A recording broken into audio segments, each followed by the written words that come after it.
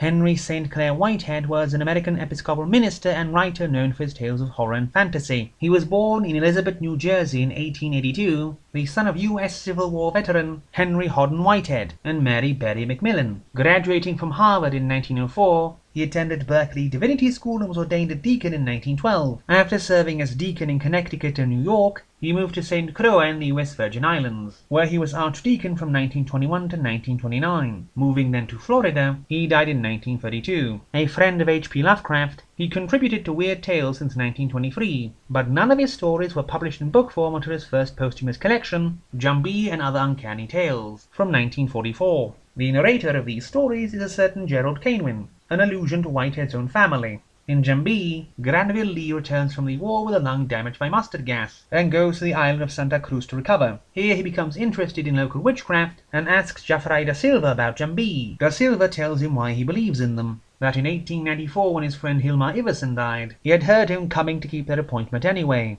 until Da Silva told him to go, and then when going to see his body, seeing 3 shriveled hideous Jumbees hung in the air suspended on nothing, outside of Iverson's house. In Cassius, Brutus Helmond is hired by Canevin as a houseman, but soon he must send him to an operation to remove a growth of some kind. But soon some nameless thing keeps attacking Brutus, and the coincidence and terrible secret of the Helmond family are very much connected. Black Tancrede concerns Black Tancrede, a Haitian refugee fleeing from King Henry Christophe, and how he was enslaved in St. Thomas by the owner of a hotel. After a failed slave uprising, he was captured and tortured to death on a rack. And after the tender mercies of having his arms cut off and feet crushed, he cursed those responsible and they died soon after. The Shadows has the narrator move to the house of old Morris, and sees strange shadows and ancient furniture that is not really there, and then seeing old Morris himself, dead for some 60 years, and of whose death no one wishes to speak, but the narrator soon finds he does not need others to describe what happened. In Sweet Grass, a young man fools around one night with a woman he finds bathing in the sea, but just as he announces his engagement to another woman, this same girl is employed in his house as a maid, and that would be bad enough were her mother not the Mamaloi,